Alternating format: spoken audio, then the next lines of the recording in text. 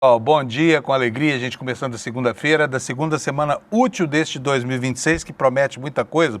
E olha, antes de começar, eu preciso confessar aqui para vocês que uma das maiores angústias do jornalista são aqueles dias em que a gente não tem como servir uma notícia alvissareira, uma notícia boa sequer para a audiência, né? E isso tem sido muito comum no nosso noticiário aqui, porque com o mundo no caos em que anda, né?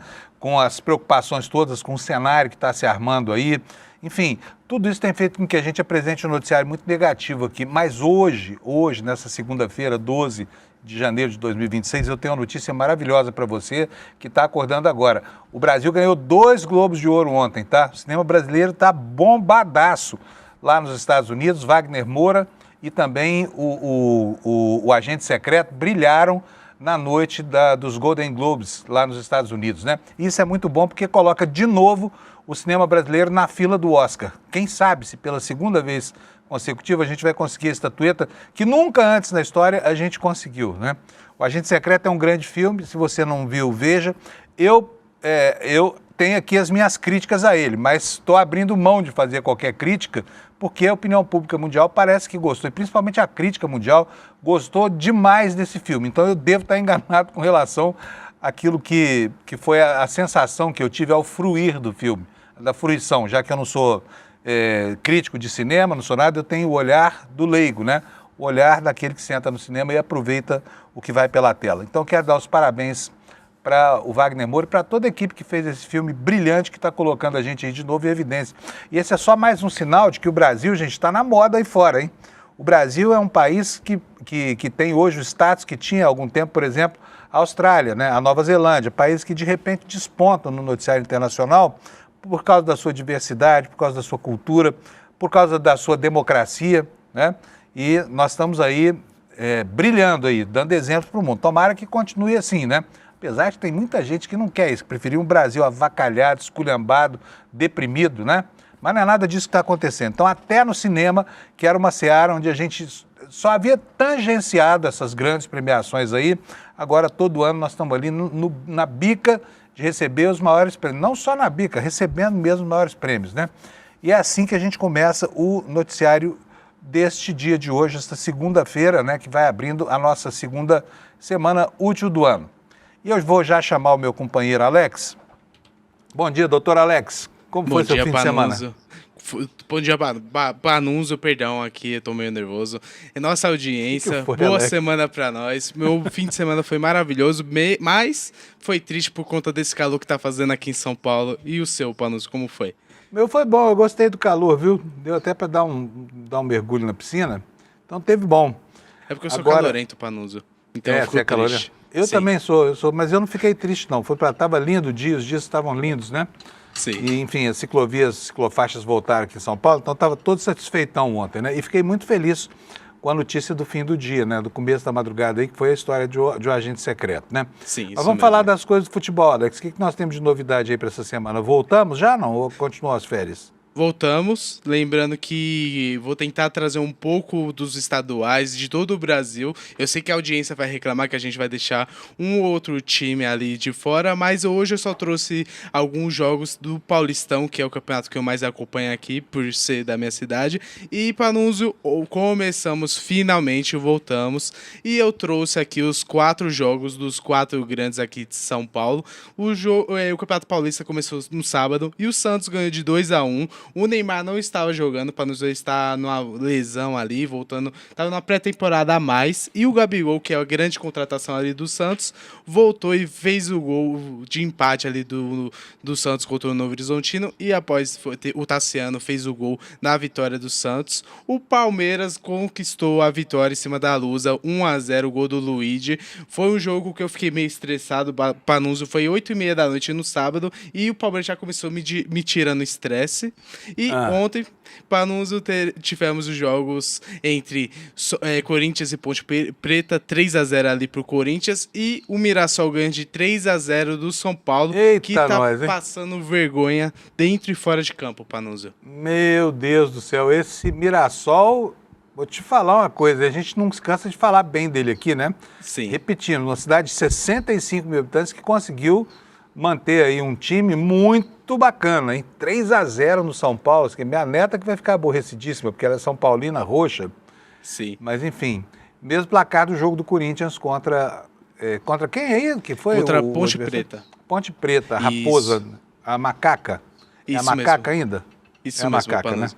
E lembrando que o contar Mirassol um ele tá segredo? numa grande fase pela diretoria, né, Panuso? A diretoria do Mirassol está pensando grande, tanto que teve uma reformulação ali no time do interior de São Paulo. O que acontece? Eles venderam alguns jogadores, porém eles contrataram alguns, e um dessas contratações, o Lucas Mugni, que veio lá do Ceará, fez o gol ontem contra o São Paulo, então já foi aquela estreia. E do outro lado, Panuso, a gente verifica uma diretoria bem abaixo a do São Paulo. O que está acontecendo lá no time do Morumbi, Panuso, é algo triste. Ontem, durante o jogo no Fantástico, saiu aquela matéria sobre o escândalo que está acontecendo ali contra o Júlio Casares, e é algo bem triste porque alguns empresários de jogadores já estão reclamando da direção no treinador, e ontem mesmo o Luciano falou para a torcida do São Paulo se preparar, que esse ano vai ser mais difícil que o normal, então ele já está meio que explicando para a torcida São Paulina que esse ano será difícil, Panuso. Então, vai ter impeachment essa semana? Isso, sexta-feira vai ter uma votação de impeachment lá do São Paulo entre os sócios. Lembrando que após essa votação, se for favorável, ainda vai para outros trâmites ali no clube de São Paulino, que vai verificar a possibilidade do impeachment do Júlio Casares por conta daqueles episódios do camarote, que primeiro foi da esposa, mas depois teve ligação com ele por ser presidente do clube do São Paulo, Panuso. Bom, Alex, deixa eu fazer um teste com você, dos seus conhecimentos futebolistas. Bota nessa tela minha aqui no ar, fazendo favor. Coloquei. Você conhece essa camisa verde aí? Esse é o time lá do Uberlândia Esporte Clube, Panuso.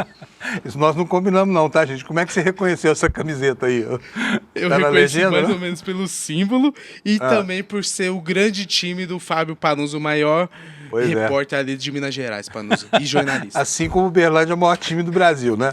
Olha as manchetes. Eu não me conformo com isso, tá, gente? Mas a manchete é sempre assim, ó. Mineiro, jogo de pouca inspiração, Uberlândia e Tombense. Já ouviu falar no Tombense, não? Sim, teve um Tombense? jogo que eu fui contra o Palmeiras, que o Palmeiras ganhou na Copa do Brasil, há uns É 2 anos Tombense, atrás. né? Pois é. Ei, Uberlândia, não é à toa que o esporte principal lá é o vôlei, viu? Seguido pela peteca de quadra. Mas o empate foi um grande resultado por Uberlândia, né, Panuso? Deve ter sido um resultado maravilhoso. Melhor do que a derrota, né? Isso mesmo. Lembrando que o Uberlândia estará na Copa do Brasil. Vamos torcer para chegar Como é que longe, é? Panuso. Tá na Copa do Brasil? Na primeira divisão? Não, tá na Copa do Brasil, vai estar nas primeiras etapas ali da competição, que é mata-mata, mas estará numa grande competição nacional, Panuso. Então, pessoal, o time do Uberlândia é um time que merece uma chance, tá bom? Vamos Sim. dar essa chance para ele, tá? Vamos nessa, Panuso. Bom programa. Beleza. Um abraço, Alex. Bom dia para você. Gente, vamos para a previsão do tempo aqui. Daqui a pouquinho eu vou dar as manchetes para vocês, tá bom? Tá aí o mapa do Brasil. Hoje, dia raro, sempre tem algum alerta vermelho por aqui, né? Ainda mais nessa época agora que é verão, chuvas torrenciais e tudo mais. Mas hoje o mapa tá só com esses alertas em amarelo aí, que são alertas de perigo potencial. Ou seja, pode ser que chova, pode ser que não sei o quê, né? Nessa faixa que vai desde lá do norte do Brasil e vem até o litoral do estado de São Paulo, da região sul, né? E depois, na faixa lá da Bahia, de Salvador até o sul da Bahia, outro alerta de perigo potencial de chuva, mas esse alerta é o mais tranquilinho de todos, tá? Então hoje vai ser um bom dia, se as previsões se confirmarem, para a nossa meteorologia. Vamos ver como é que ficam as temperaturas. Chuva grande mesmo, olha, só nessa área aqui central aqui, Mato Grosso, Tocantins, sul do Piauí e sul do Pará, tá? O restante, chuva leve, tanto no norte quanto no sul, e aqui nessa faixa mais clara, no interior do Nordeste, seca brava, né? Tá faltando água por lá. Vamos às temperaturas aqui então. Porto Alegre, pode chover à tarde, temperatura de 27 graus, Florianópolis 29, a mesma previsão, Curitiba idem, com 26 graus, São Paulo, chuvas, gente, a temperatura, ontem, tudo bem, ontem foi um dia de folga, tá quase todo mundo descansando, beleza, né? Dava para, enfim, ligar o ventilador, mas hoje, 36 graus São Paulo, a gente vai passar mal aqui, viu? Só que estão previstas chuvas à tarde, tá? E essas chuvas podem ser chuvas complicadas. Por enquanto, temos uma previsão de um dia com muitas nuvens no céu, tá? Rio de Janeiro, poucas nuvens, 41 graus de temperatura, meu Deus do céu. O velho e bom Rio de Janeiro está de volta ao seu clima infernal, né? Parece a fornalhazinha lá. Vamos ver se tem alguma capital mais quente do que o Rio hoje, mas eu duvido. 32 graus lá em Vitória, em Belo Horizonte 36 graus, 35 graus de máxima. Agora vamos aqui para o centro-oeste do Brasil. Goiânia terá 29 graus, Brasília 30 graus. Em ambas as cidades a previsão só de nuvens no céu, hoje não tem chuva. Em Campo Grande 33 graus Celsius, calorão também, pancadas de chuva durante a tarde.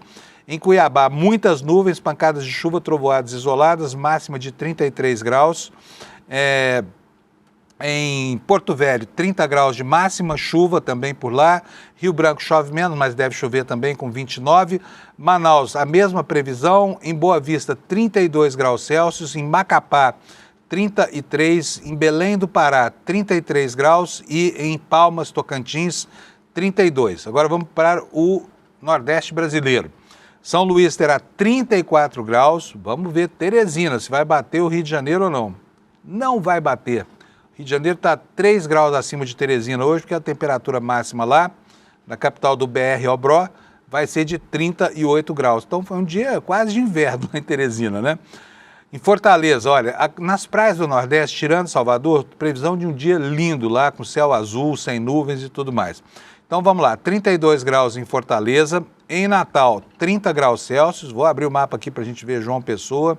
Em João Pessoa, poucas nuvens também com 30 graus, 31 graus em Recife, em Maceió 31 graus, em Aracaju também 31, e em Salvador nuvens com 31 graus. Então a temperatura prevalente hoje no Nordeste será essa, de 31 graus. E assim eu completo a meteorologia e vamos passar para as nossas manchetes. E hoje temos, como eu disse mais cedo, notícia boa para você, para animar a sua segunda-feira e para elevar um pouco a nossa autoestima, não é tão combalida sempre quando o assunto é cultura. Olha, vou mostrar para vocês a capa do site do ICL Notícias, iclnoticias.com.br, e a manchete principal não poderia ser outra, Brasil no topo, uma foto aí do nosso grande Wagner Moura com o seu troféu na mão, né? Melhor filme estrangeiro e também melhor ator, duas premiações super importantes e que abrem a antessala do Oscar, né? Essa é a primeira manchete de todos. No nosso segundo destaque, mais uma matéria atualizando informações sobre a relação estranha entre autoridades e o Banco Master, o banco que abriu a caixa de Pandora, né? Que abriu o esgoto das más notícias aí e que começa a mostrar para a gente como é que funciona de fato a Brasília dos lobbies, né? Lobby em todas as áreas, lobby no judiciário, lobby no legislativo, lobby no executivo também, tá? E aqui a manchete empresas de Toffoli tiveram como sócio um fundo ligado ao caso Master, diz o jornal. Aliás, os irmãos do Toffoli são bem engraçados com relação aos investimentos da família, tá? Tem uma história de um resort lá no norte do Paraná que mas não vou contar essa história hoje não. Estou preparando essa história para vocês, tá bom? E aqui embaixo nós temos os absurdos lá da América do Norte, lá dos Estados Unidos, onde agora, olha, esse emblema da Segunda Guerra Mundial, né, que é o tio Sam apontando intimidadoramente assim para quem olha o cartaz, dizendo assim, ó, aqui é Join Us Today, né? Mas na Segunda Guerra Mundial era We Need You, United States Needs You, os Estados Unidos precisam de você. Isso aqui é um símbolo que está muito vinculado a visões segregacionistas, tá? E nós só temos notícias ruins lá dos Estados Unidos para você. A de hoje, olha aqui, ó, na coluna do Jamil Chad, Polícia de Imigração do Trump está recrutando supremacistas brancos para acelerar as deportações. E a propaganda usada pelo ICE, que é essa aqui, né, que a gente viu, usa referências da guerra, de movimentos neonazistas e busca recrutas entre os defensores do porte de arma. Daqui a pouquinho a gente vai ler isso tudo para vocês, tá bom? Aqui entre os destaques secundários do nosso site, o assédio do Comando Vermelho, né, a vilas de pescadores no litoral norte no litoral sul do Rio de Janeiro. O Comando Vermelho avança sobre vilas caiçaras de Paraty e impõe taxas a barqueiros. Depois de controlar o transporte por moto, né, por mototáxi nos morros do Rio e também em Angra dos Reis, agora chega a Paraty, a área de influência dessa organização criminosa que está mesmo se constituindo como uma espécie de máfia, né? Enquanto os nossos congressistas brincam de manter projetos importantes que dariam ao governo armas para combater esse tipo de coisa no no escuro, né? No limbo dos projetos que não conseguem avançar lá na Câmara. Vamos ver se a partir de fevereiro, quando o expediente for retornado em Brasília, se essa gente acorda para o fato de que essa é uma situação absolutamente urgente, né? Olha, sobre o clima, nós tivemos aí a ocorrência de um tornado na região metropolitana de Curitiba que causou muita destruição. De novo, o sul do país muito castigado por esses fenômenos meteorológicos que antes eram raros, mas estão se tornando rotina na vida das populações, né? Outro destaque, o Paulinho da Força está insistindo lá com relação ao projeto da dosimetria, criticou o governo porque o presidente vetou esse projeto que, na verdade, anistia golpistas, quase uma anistia, né? E aqui nós temos na coluna do Chico Alves hoje um artigo de opinião que é bem legal, que você tem certeza vai apreciar muito se ler. PL da dosimetria não é pacificação, é impunidade. O Chico explica pra gente por que ele pensa isso, tá bom? Temos também um artigo do Cacai, que você também precisa ler. Ministro Alexandre de Moraes ensina institucionalidade ao Conselho Federal de Medicina por causa daquela pantomima da semana passada, em que os negacionistas do Conselho Federal de Medicina, esse órgão que se transformou numa espécie de caixa de eco do pior fascismo brasileiro, né?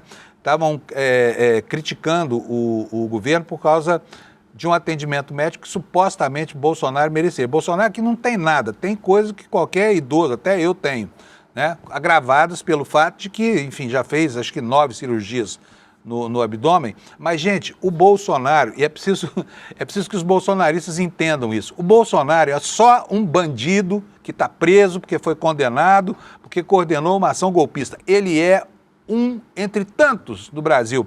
É um dos 800 mil presidiários e a família dele fica lá incensando. Ai, coitadinho, a sala só foi aberta. Gente, é uma cela, tá? O Bolsonaro está ali por causa de um favor, é a condição de ex-presidente da República que assegura a ele aquele conforto todo, do ar-condicionado que faz um barulhinho, né? Da televisão que não é Smart TV, mas está lá, né? O fato dele estar isolado dos bandidos desse país. O Bolsonaro é presidiário, o Bolsonaro está preso, tá? Família do Bolsonaro, o Bolsonaro só é mais um bandido encarcerado do Brasil.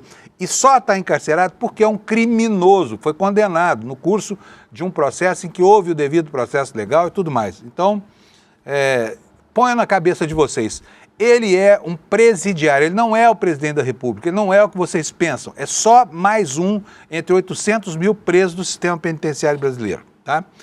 Esses são, então, os destaques que nós vamos, sobre os quais nós vamos discorrer hoje. Eu vou começar logo por isso aqui, olha, Brasil no topo. Cadê, Alex? Põe para mim no ar aí. Beleza. A foto do Wagner Moura com o Globo na mão. Uma honra aqui para o Brasil, de novo, lá no topo das premiações, né? A agência da AFP, que está no nosso site aqui, dizendo o seguinte: o cinema brasileiro viveu uma das suas noites mais marcantes do Globo de Ouro neste domingo em Los Angeles, com o Agente Secreto de Kleber Mendonça Filho conquistando o prêmio de melhor filme de língua inglesa e Wagner Moura sendo consagrado melhor ator em filme de drama. Dobradinha que colocou o Brasil no centro da principal premiação que antecede o Oscar. Reconhecimento que veio por um mesmo trabalho. Em Agente Secreto, Moura interpreta um personagem imerso numa trama ambientada durante a ditadura militar, marcada por tensão psicológica, por ambiguidade moral, críticas às estruturas de poder, elementos que dialogam com a tradição autoral do diretor e ajudam a projetar o filme como um dos títulos mais celebrados da temporada internacional de prêmios. Aqui uma declaração entre aspas, olha, é um filme sobre memória, a falta dela, um trauma geracional. Acho que se um trauma pode ser passado por gerações, os valores também podem. Esse prêmio vai para quem está seguindo os seus valores em momentos difíceis, disse o ator baiano em seu discurso quando foi lá receber o prêmio. Apesar do reconhecimento individual e do prêmio internacional, o Agente Secreto acabou derrotado na categoria de melhor drama, né, que ficou com Hamnet, da diretora chinesa Chloé Zhao. Ainda assim, o longa brasileiro se consolidou como um dos títulos mais comentados da temporada, ampliando a sua projeção internacional e reforçando a presença do Brasil na corrida pelos grandes prêmios do cinema brasileiro. Eu vou até chamar o Lula Costa Pinto, que hoje é o dia do Lula aqui, para nossa alegria, né? O Lula está aqui comigo toda segunda-feira. Bom dia, meu querido Lula Costa Pinto. Bom dia, doutor Fábio, bom dia quem nos assiste, quem nos ouve, né? Nessa manhã gloriosa, que já foi uma madrugada gloriosa para a cultura brasileira. Muito bonito isso, né? Ô Lula, deixa eu até te mostrar umas coisas aqui, porque eu chamei o Lula. Gente, o filme é muito importante, não só porque ele é muito bem feito tecnicamente, né, Lula, mas porque ele toca num tema que é muito querido da nossa história. Já nos valeu o Oscar passado, que foi a situação do deputado Rubens Paiva, o sequestro do Rubens Paiva e a morte sob tortura. E agora, essa temática merece de novo a premiação. E suscita também, né, Lula, uma reflexão do planeta inteiro sobre esses efeitos deletérios da ditadura sobre o Brasil e sobre o mundo inteiro, né?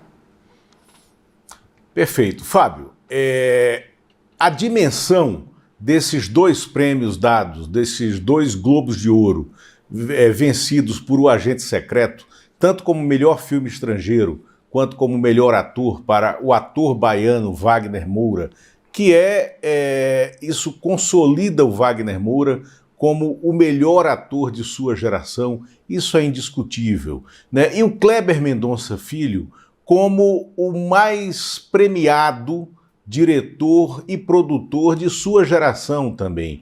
É a geração deles que é a nossa, né? Então, a dimensão desses dois prêmios, eu digo sem nenhum medo de errar, que ela supera esse abrir de portas que foi Ainda Estou Aqui, produzido e dirigido pelo grande Walter Salles Júnior, né? A premiação da Fernanda Torres como melhor atriz no Globo de Ouro no ano passado. E por quê? Porque consolida o cinema nacional, o cinema produzido fora do eixo tradicional do país, do eixo econômico São Paulo, Rio, e a burocracia, né, para essas produções aqui em Brasília. O Agente Secreto é um grande filme, é cinema puro, e digo isso com a tranquilidade, Fábio, de quem vê janelas para a crítica no roteiro e no filme, como você sugeriu aqui no início da sua... no início do jornal, no início do Desperta, né? Eu também tenho críticas ao filme, eu também tenho críticas ao roteiro. Agora, é inegável que é um grande filme. Desde o primeiro momento em que eu o assisti, eu deixei claro que eu prefiro os filmes lineares, os roteiros lineares. E O Agente Secreto não é um roteiro linear, e isso é o extrato da cabeça do Kleber Mendonça Filho, um diretor, né, com o qual eu convivi na universidade, fomos contemporâneos, assim como o Chico Sá foi nosso contemporâneo na Universidade Federal de Pernambuco. E o Kleber Mendonça Filho é já o mais premiado desses diretores de uma geração que começa, que emerge com Cláudio Assis, por exemplo, com Amarelo Manga, né, de 1996, que estava lá com a gente na universidade naquela época. Cláudio Assis também de O Cheiro do Ralo, né? Paulo Caldas de O Baile Perfumado. O Baile Perfumado, que inaugura no cinema nacional essa estética nordestina da Hollywood brasileira, a Hollywood com R mesmo, que é a cidade lá de Cabacinhas, na Paraíba, que se torna o grande centro de produção nacional, para onde convergem, né, vários cineastas para dar curso às suas produções. Temos nessa geração, né, o Lírio Ferreira, né, o próprio Kleber, o Heitor Dália de A Deriva, que é um filmaço, mas que depois se consolida como um grande diretor no streaming, né? É o diretor e o produtor de séries como DNA do Crime, Os Donos do Jogo, séries que performam entre as melhores do país, mas aí se cria, você tem o cineasta Karim Anus, né, do Ceará, com formação aqui em Brasília, na UNB, mas, sobretudo, um cineasta do cinema dessa escola nordestina e que está à margem e vencendo as barreiras, né, da produção, né, da indústria cultural fora do eixo empresarial Rio-São Paulo, e isso é fundamental na premiação do Kleber Mendonça Filho, com uma temática que remete à ditadura, mas que não é uma denúncia direta da ditadura, é a violência da ditadura dentro das nossas vidas, na estrutura universitária brasileira, numa cidade que não estava no centro de poder naquele momento, que é Recife, o momento em que o filme transcorre, o corte temporal do filme é no início do ano, como hoje, é entre as prévias de carnaval e um momento pós-carnavalesco, né?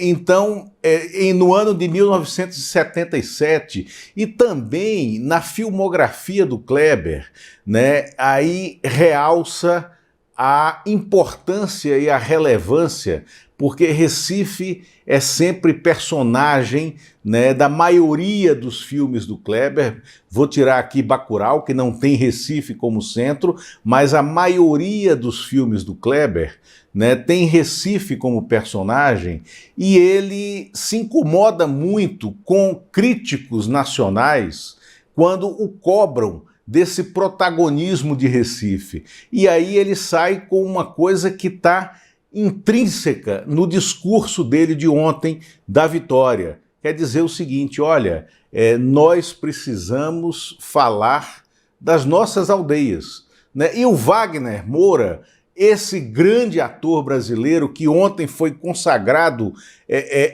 enfim, consagrado com a premiação de melhor ator no Globo de Ouro, o Wagner Moura também realça isso na briga dele pela escolha, né, dos filmes que ele vai protagonizar, das histórias que ele vai protagonizar, e, sobretudo, da maneira forte como ele impõe o sotaque, né? Porque ele diz o seguinte: eu não tenho sotaque, eu falo como nós falamos na Bahia, né? E para fazer o filme O Agente Secreto, ele treinou, o que não foi nenhuma dificuldade para ele, o sotaque pernambucano, o falar pernambucano. E ele até brinca com isso, né, nas entrevistas que ele tem dado, falando sobre isso, porque uma passagem, né, da dupla Wagner Moura e Lázaro Ramos, já atores, por Recife, num período determinado do final dos anos 90,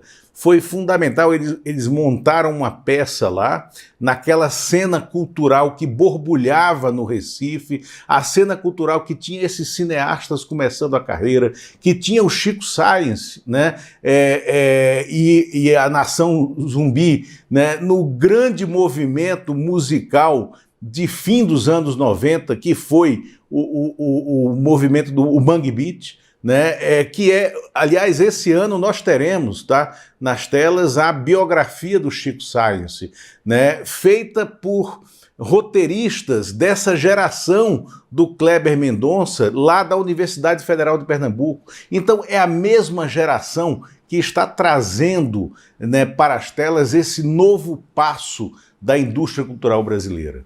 Muito bom. Lula, eu tenho umas curiosidades aqui. Eu acho que não estou negando as virtudes do filme, não, que é espetacular, mas o brilho desse filme acabou obscurecendo o brilho de uma outra produção do Andrusha Waddington, que é muito legal, que é o filme Vitória, né? Que por mim também, com a Fernanda Montenegro, por mim poderia muito bem estar representando o Brasil e não faria feio em nenhum concurso internacional. Bota na tela para mim, por favor, o Alex, aqui ó, o cartaz do Vitória.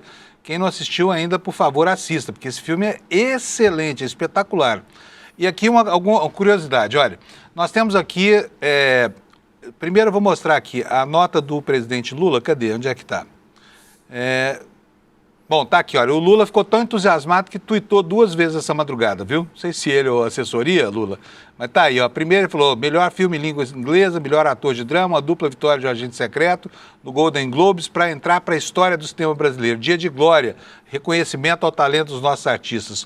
Quanta honra foi receber em agosto passado. E aí o presidente deu uma lacrada aqui, botou as fotos dele com o Wagner, né? Afinal de contas, essa foto é marcante, ela está revestida de um simbolismo que antagoniza com o anti-intelectualismo do governo anterior, que deplorava o cinema, deplorava intelectuais, né, Lula? Então, importante o presidente Lula ter feito esse registro aí. Não, fantástico, ele foi entusiasmado, acho que não durou 2 minutos para que ele tuitasse sobre a vitória do filme e não durou 45 segundos, né, para ele tuitar quando o Wagner Moura subiu e fez um discurso curto e corretíssimo, politizando essa vitória, né, porque é uma vitória política, né, também é uma vitória política da manutenção dessa maneira de ver o Brasil, né, tendo vencido a era trágica, como eu chamo, a era trágica brasileira,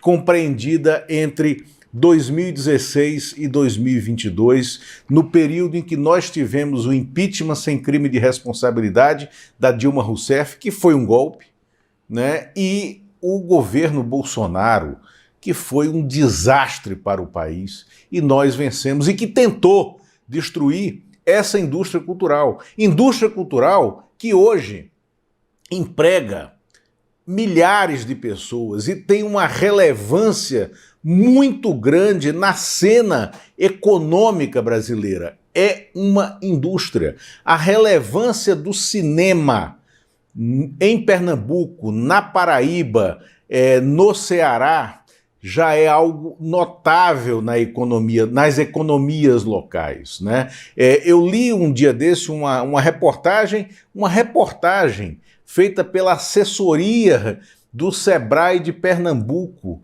sobre o impacto, né, da indústria cultural, da indústria cinematográfica no estado de Pernambuco. Fábio, isso é notável. A quantidade de empregos que você tem, todo o ciclo produtivo, né, econômico que você tem ligado à produção audiovisual em Pernambuco, e o mesmo se repete na Bahia, que tem um cinema muito, assim como a música, mas tem um cinema muito arraigado, e no Ceará nós temos produções cearenses fantásticas, né? Então a relevância, o eco dessa premiação de ontem é muito grande e, sobretudo, né, por ter sido uma produção que nasce independente. Depois, claro, a gente tem que entrar dentro das estruturas para vencer,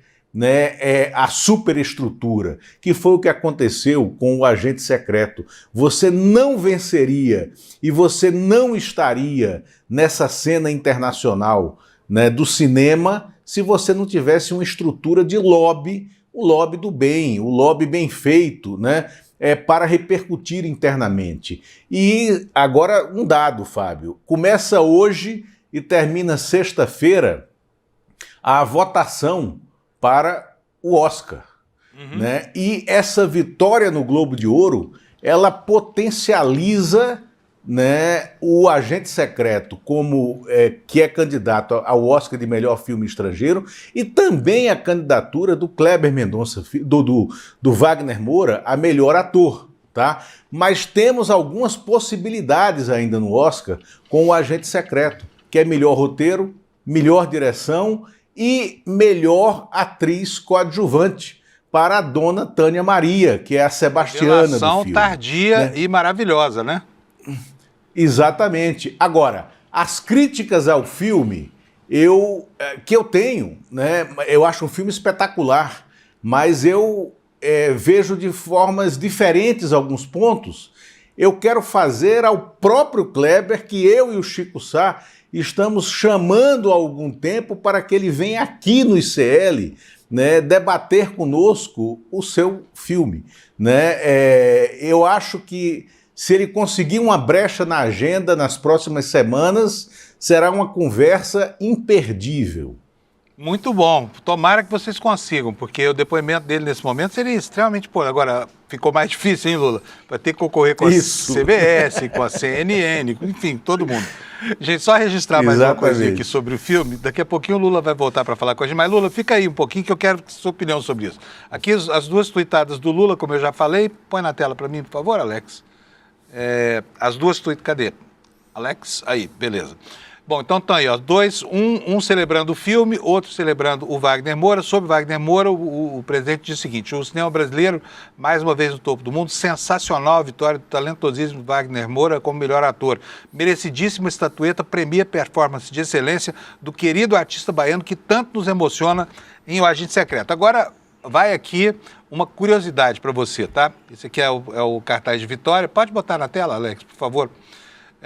Tá aí, olha, uma nota do Ministério das Relações Exteriores, do MRE, tá? Do Itamaraty, dizendo o seguinte: o Ministério das Relações Exteriores recebeu com satisfação as conquistas de O Agente Secreto, patati patatá. O MRE atua tradicionalmente na internacionalização do audiovisual brasileiro, promovendo obras nacionais em festivais, etc, etc, tá?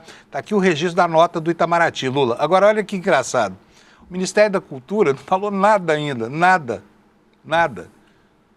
Gente, não merecia? Não era o caso de deixar um plantãozinho aí, como todas as redações fizeram? Então tá aí, a manchete no site do Ministério da Cultura é programação artística da 4CNC, é tema de publicação elaborado pelo... Não entendi nada, é tanta sigla.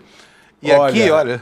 Fábio, eu não tinha reparado nisso, é inacreditável, e ainda levando-se em conta que a ministra é baiana, a Margareth Menezes, que tinha que saudar o seu contemporâneo de idade, de geração, Wagner Moura, né, se não fosse só o Kleber Mendonça e o filme, né, mas também o ator, o melhor ator, e mais, a Margareth Menezes é uma falha profunda da assessoria dela, que sairá daqui a 2 meses do Ministério para disputar uma vaga de deputada federal pela Bahia.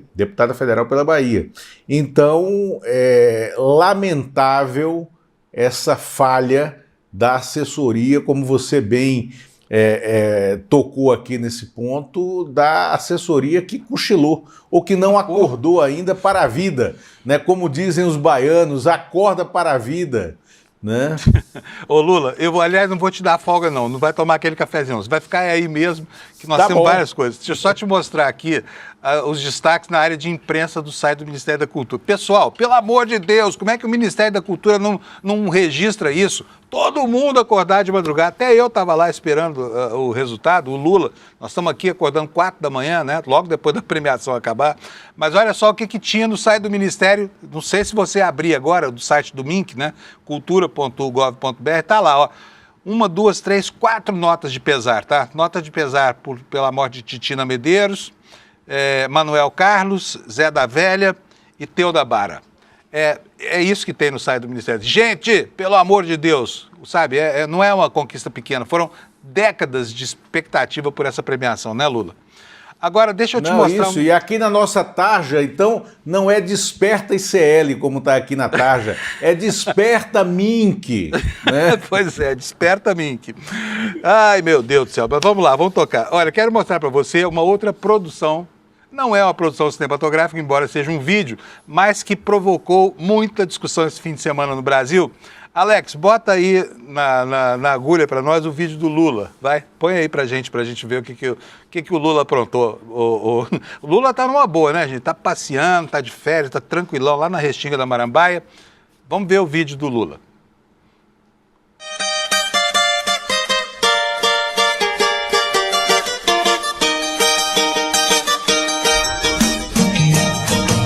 O que é sagrado aqui é a gente perceber mais humildade da nossa vida.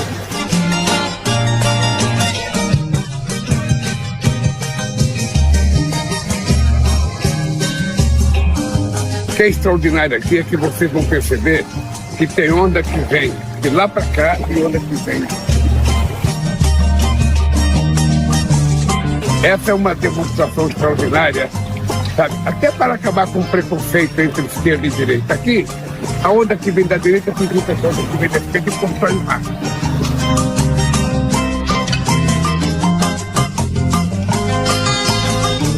Extraordinária virtude da natureza que faz aquilo que a gente não imagina que seja possível ser feito.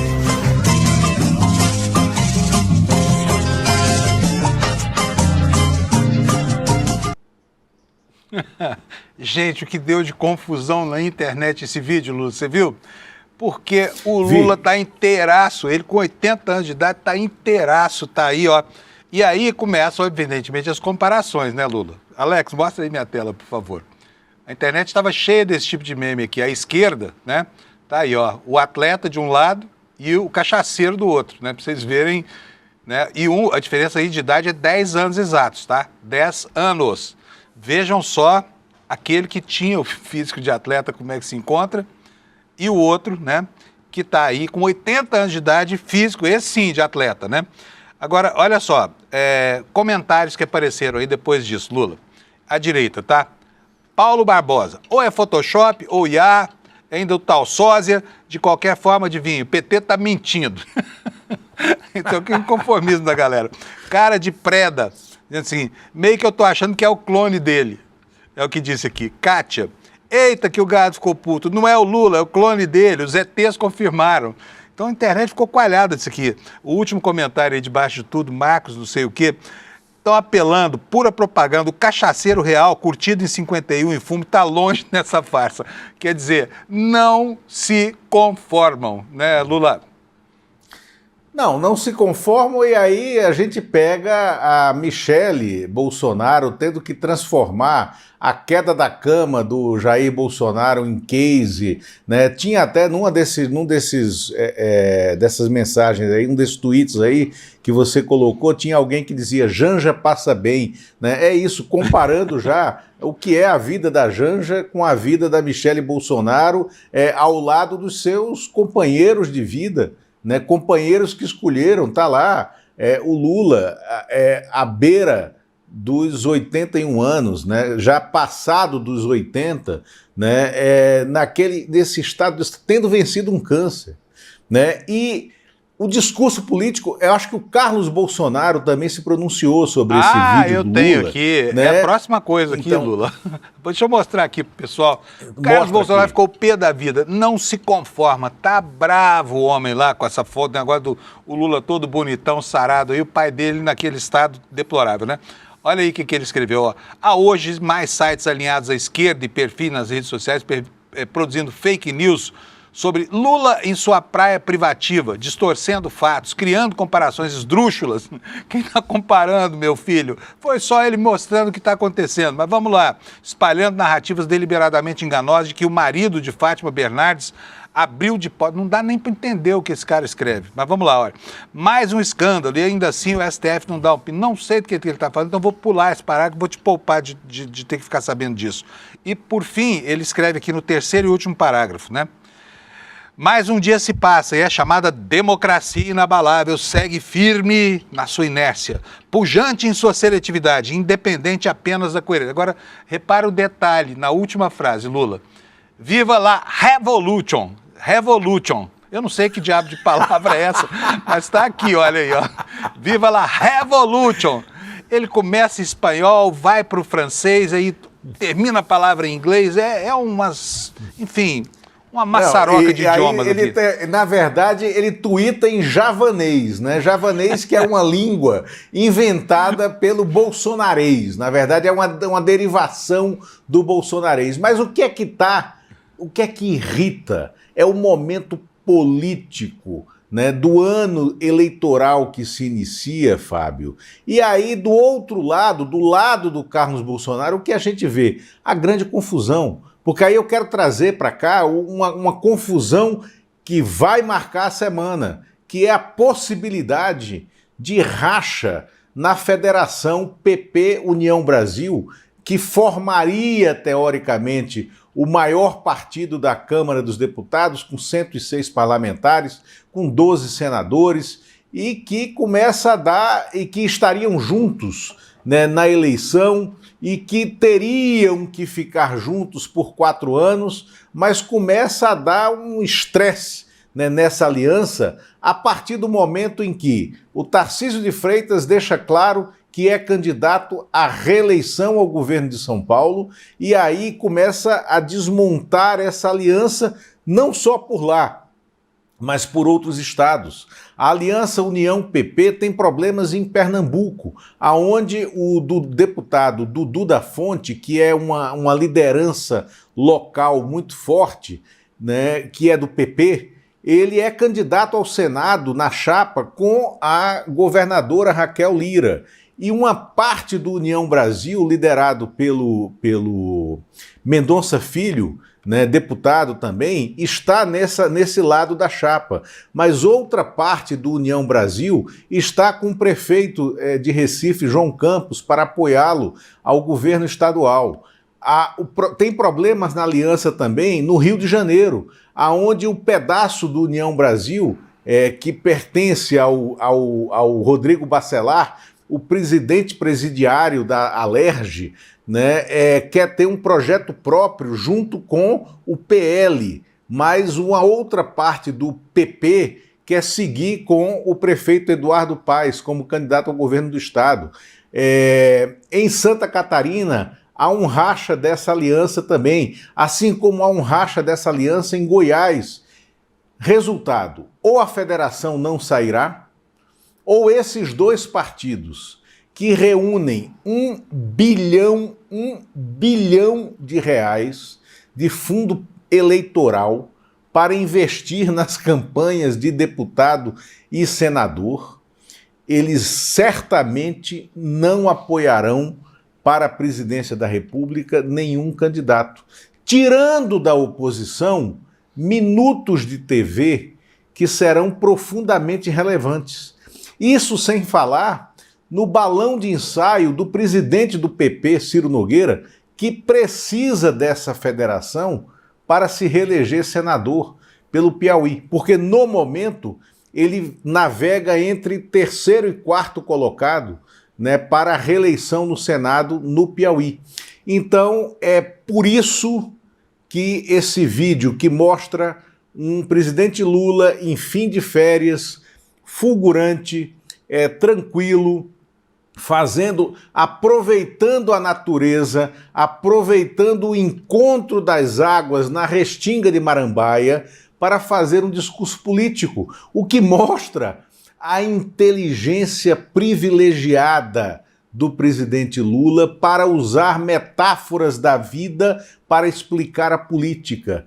Algo que o ex-presidente, o presidiário, né, Jair Bolsonaro é incapaz de fazer, e esse maluco, esse menino maluquinho que é o Carlos Bolsonaro não consegue sequer escrever de forma linear, usando para produzir um tweet, né, o javanês peculiar da família Bolsonaro. Olha, eu como não entendo nada de javanês, não sei se é javanês. Eu vou pedir uma perícia para ver que língua é essa. Talvez seja nibiruense, tá bom? Ou ratanabense, que é uma coisa mais, né, enfim, fora do nosso alcance. Vamos falar um pouquinho, nós temos mais 2 minutinhos, Lula. A gente precisa falar sobre o escândalo do Master, né? E aí, a desculpa do Vorcaro, esse banqueiro vigarista, era a de que o Banco Central se precipitou porque ele estava vendendo o banco dele para um fundo chamado Fictor, né? E agora surge, durante o fim de semana, no jornal Valor Econômico, a informação de que o Grupo Fictor também não é lá essas coisas, hein? Tá aí a manchete para vocês, ó. BC apontou falta de capital do sócio da Fictor antes da tentativa de compra do Master. E uma outra coisa, ficamos sabendo que o Toffoli finalmente tomou uma atitude que contraria os interesses do Vorcaro, porque o impediu de voltar de jatinho particular para sua residência em São Paulo, né? Ao final daquela careação estranha que o Toffoli chamou. Aí o Toffoli disse que não, vai de avião de carreira. E ele teve que dormir na sua mansão de 36 milhões de reais e voltar no dia seguinte de avião de carreira, escoltado por agentes da Polícia Federal. Lula, o que nós temos de novidade sobre o Master? Fábio, lembra que na sexta-feira nós falamos dos fundos de pensão de alguns estados e municípios que iriam dar prejuízo porque tinham aplicado no Master, e agora os cofres públicos desses estados e municípios teriam que bancar esses prejuízos. É o que está acontecendo. A novidade do caso Master nesta semana vem dessa questão do Banco Victor, que está quebrando, vem da Receita do Distrito Federal, que é o acionista majoritário do BRB, o Banco Regional de Brasília, que iria salvar, em teoria, o Banco Master. Mas na semana passada, na sexta-feira, o governador do Distrito Federal, Ibanez Rocha, disse que Brasília está quebrada, que houve uma quebra de receita, uma quebra de expectativa de 2 bilhões na receita e que, com isso, o Distrito Federal não poderá bancar os aumentos prometidos para professores, para servidores da saúde e para a área de segurança. O que é uma quebra de expectativa, aí sim, eleitoral do grupo político dele, que imaginava que a eleição da Celina Leão, vice-governadora dele, seria um passeio aqui no Distrito Federal. E não será, porque esse impacto nas contas de quem investiu no Banco Master, de quem entrou naquela roda da fortuna, naquele esquema de pirâmide dos investimentos do Banco Master, é o que surgirá, é a agenda da semana. E em relação ao ministro Dias Toffoli, Fábio, esse fato que veio à tona numa reportagem do portal UOL, publicado hoje na Folha de São Paulo, dos familiares dele com os investimentos no setor hoteleiro, no litoral baiano, com investimentos ligados à REAG, que era a corretora financeira que fazia os investimentos de esquema de pirâmide, né, do Grupo Master, né, e que foi descoberto pelas investigações da Operação Carbono Oculto, com ligações com o PCC. Isso também pautará a semana. Isso está expondo de forma constrangedora, né, o ministro Dias Toffoli, que deverá anunciar até o fim, né, do mês de janeiro a continuidade das investigações fora da alçada do Supremo. Por quê?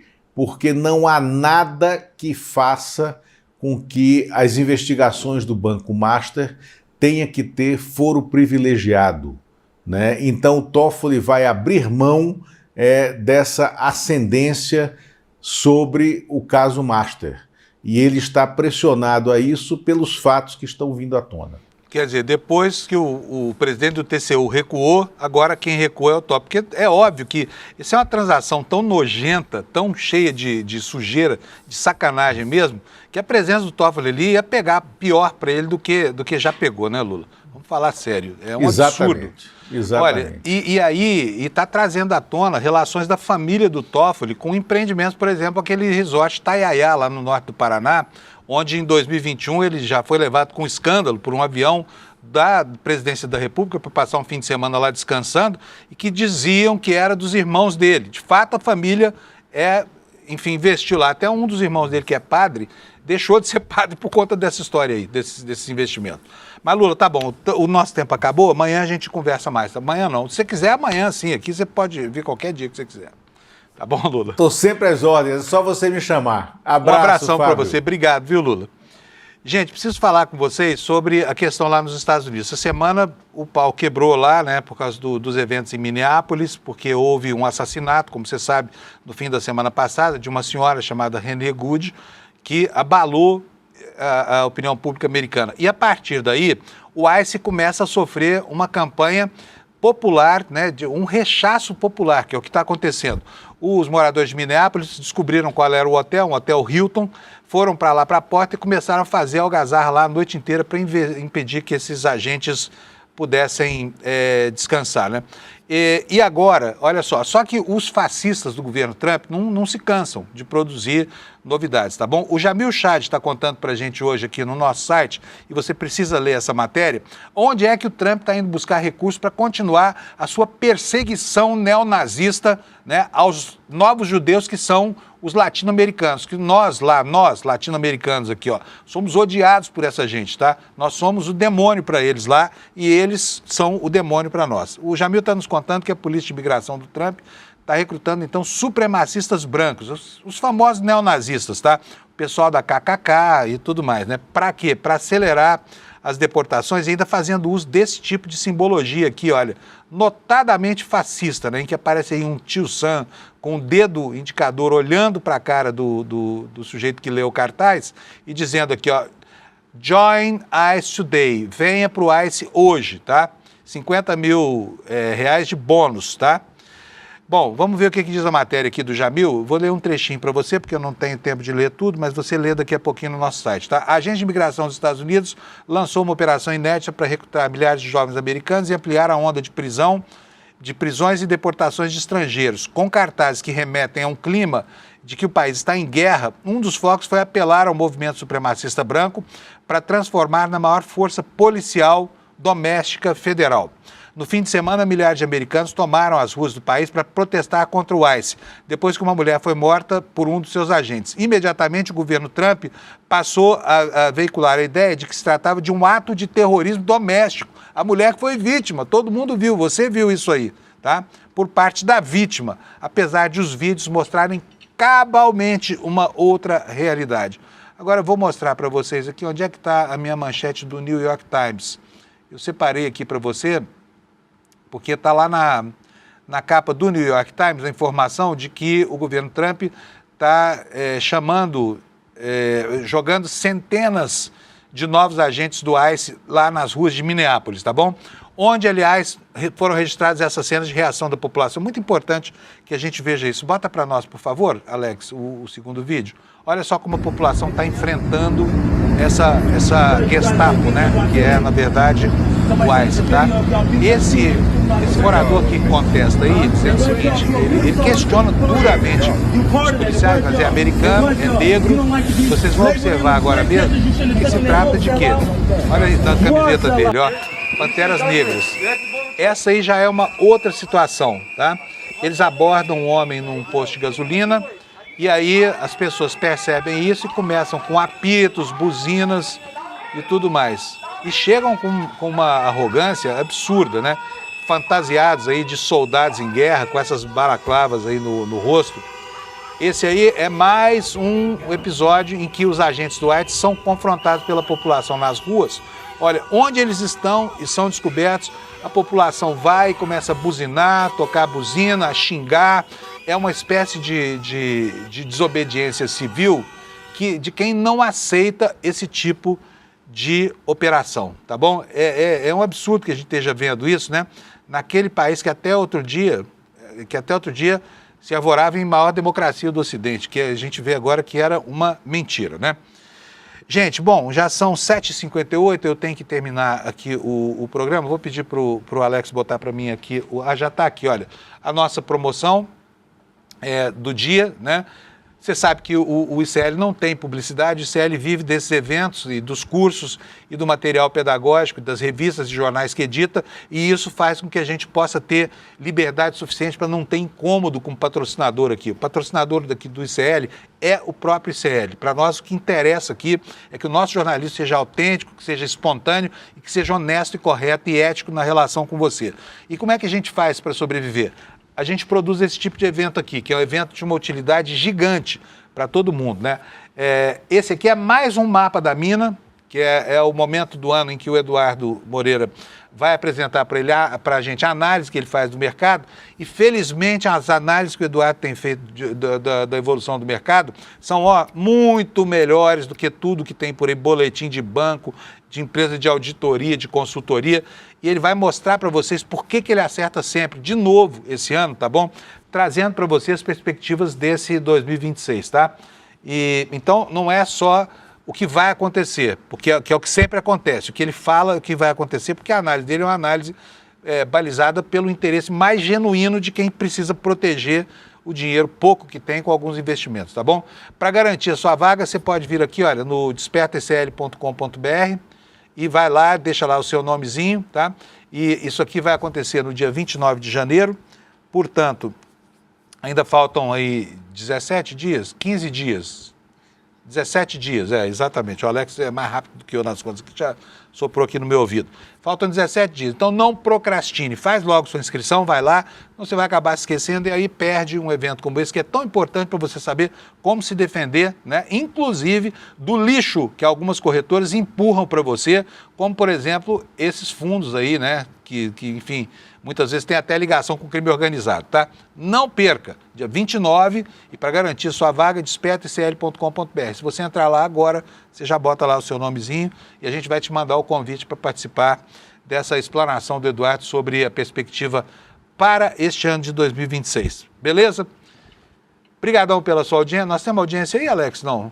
Temos ou não temos? Não temos, não. Então, amanhã você fica sabendo a nossa audiência de hoje, tá bom? Tenha uma boa segunda-feira, uma ótima semana. Amanhã, 7 da manhã, nós estamos aqui de volta para ver o que aconteceu com o nosso planetinha azul. Tchau, obrigado pela audiência. Em 2025, o mercado financeiro errou todas as previsões para dólar, bolsa e tudo mais. Mas isso não é surpresa.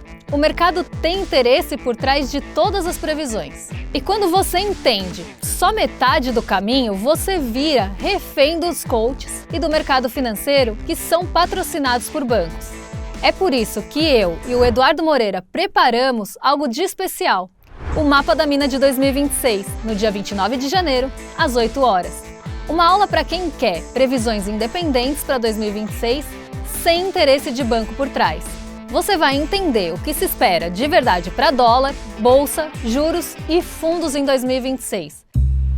No Em Detalhes de hoje, a gente fala sobre a saída do ministro Ricardo Lewandowski da pasta da Segurança Pública num ano eleitoral, quem deve assumir o lugar dele e também o destino da PEC da Segurança.